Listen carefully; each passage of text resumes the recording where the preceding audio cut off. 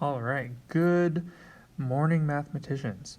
Okay, so I'm sorry I'm not here today. I have a district training, so I'm at the district office learning about how I can better deliver math to you guys, I guess, okay?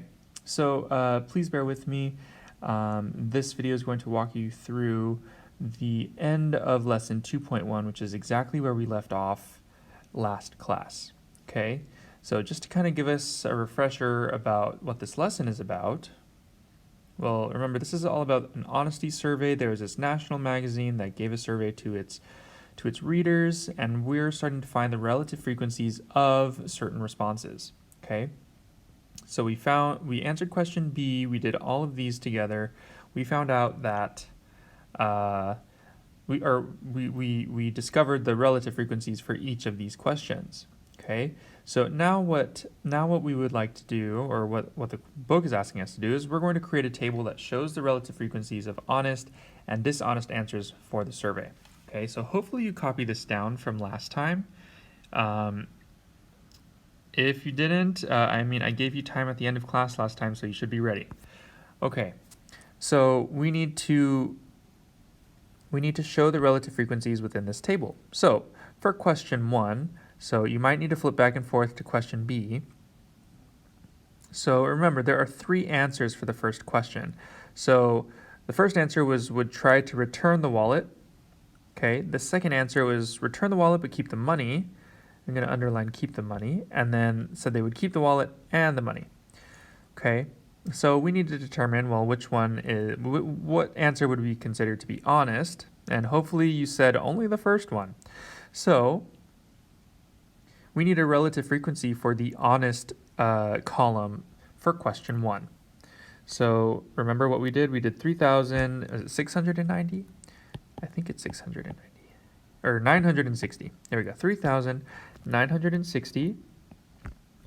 And we divided that by 5,280, right? The total number of voters there, or survey takers. And we concluded that the relative frequency for this honest answer is 75%. So that's what we're going to fill in here for the honest column for question 1.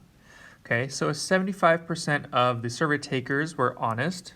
I think it's safe to assume, well, how many are dishonest? Hopefully you said 25%, right? If we just do 100 minus 75, that leaves us with 25%, okay?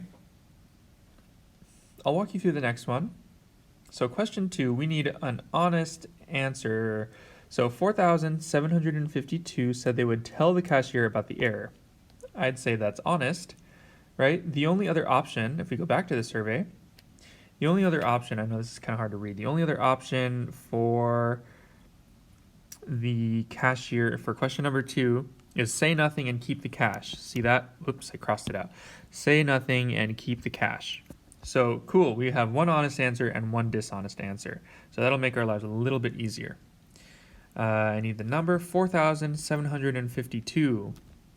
So 4,752, remember we're finding the relative frequency here. Yes, we already did this. If you're asking me, why are we doing it again? I'm just refreshing our memories a little bit, okay?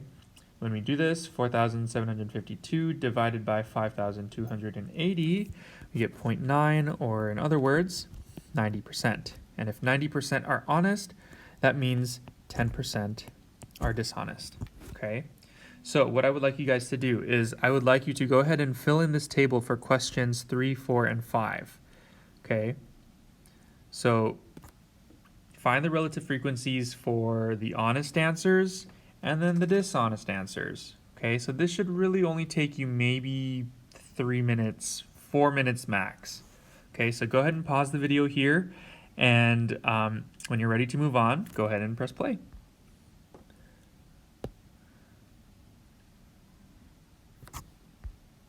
All right, so hopefully you paused the video. Okay, so we're going to go through this pretty quickly because I think you guys understand what's happening here. So question 3, 4,224 people answered no, they would not cheat on an exam. So we said that 80% 80% of folks would be honest, whereas 20% would be dishonest. All right, question number 4, 1,584 people answered yes. What is the relative frequency of respondents who said they would not download music illegally? So remember, question number 4 says, would you download music from the internet illegally? Right? So yes would be the dishonest answer. We calculated in question B, we calculated the honest answers. So the honest answers are actually 70%. And then the dishonest answers would be at 30%. So question 5 of the survey, do you feel that you are an honest person in most situations? Well, we have no data to do that, so we're actually going to cross this out. And boom, there we have a table. Okay. All right, we have questions D and E left in this lesson, so let's keep going. All right, question D. So a little bit of context. We started with 5,280 survey takers, right? So 5,280 people took the survey. What if we were to expand that number now to the population of the United States? So let's write that down. So now imagine that the population the population of the US is 314 million. Okay. So this is the background information that we need to answer the next two questions. Okay. So the first question we're going to answer with this information is we're going to estimate how many people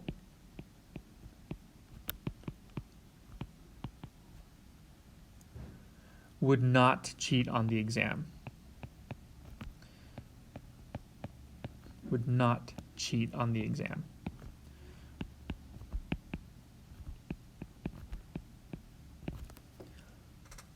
Okay, before I let you guys try this out with your groups to kind of talk about strategies, I will say you will have to use your relative frequency, right? The relative frequency that we came up with would be this one, would be this 80%. You need to use the 80% to your advantage to help you solve this problem, okay? All right, so pause the video now, work with your groups for about maybe a minute to 2 minutes, okay? See if you can come up with a strategy to figure out how much of 314 million people would not cheat on the exam.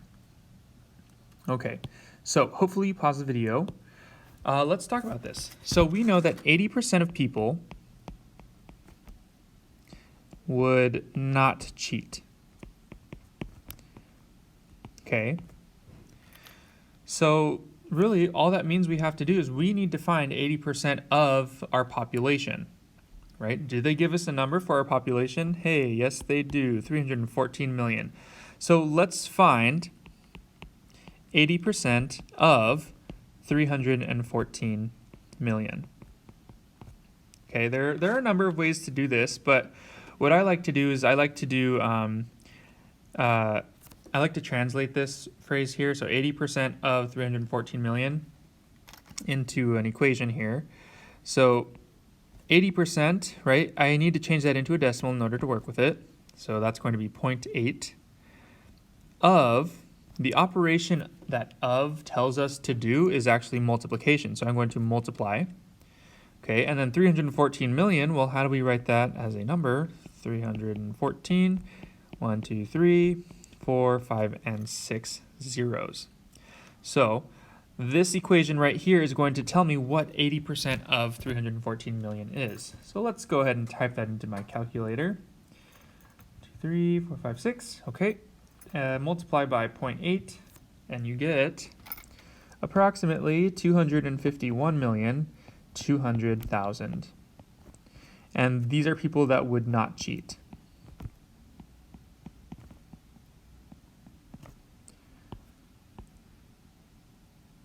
There we go. Hopefully that makes sense to you guys. If not, when I get back during our next class, please tell me. Okay, second question is about how many people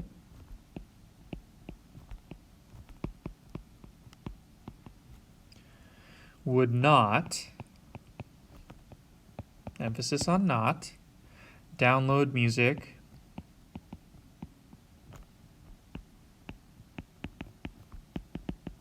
illegally.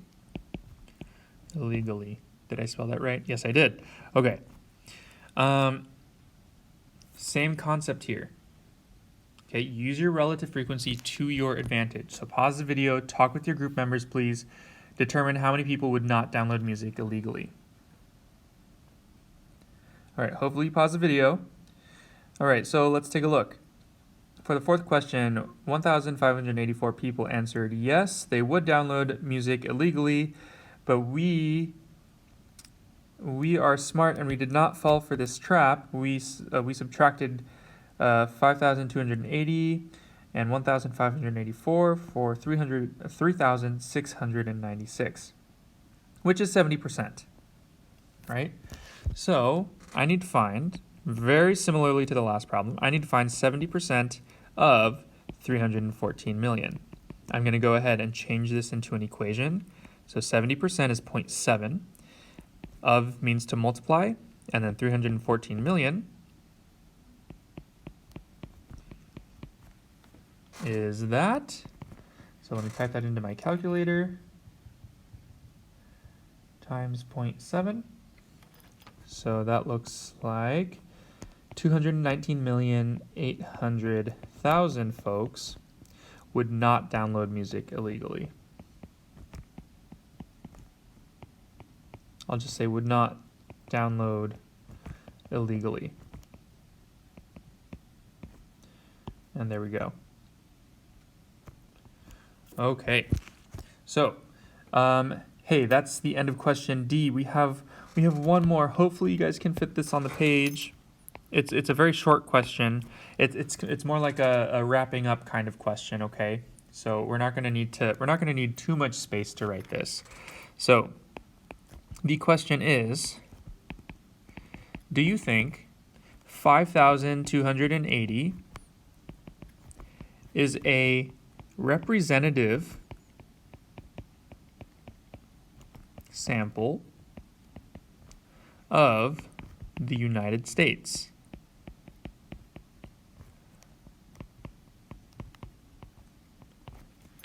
Okay, before you guys talk about this in your groups, what I would like you to do is, well, actually, I kind of want to break this down a little bit. What does representative sample mean?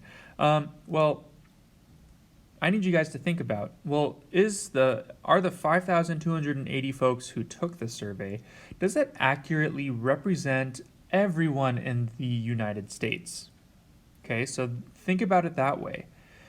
With this question, there really is no right or wrong answer. It's just kind of, I just want to hear ideas. Like, why do you think it is a representative sample? Why do you think 5,280, or this specific 5,280 people, why does that represent the entire population?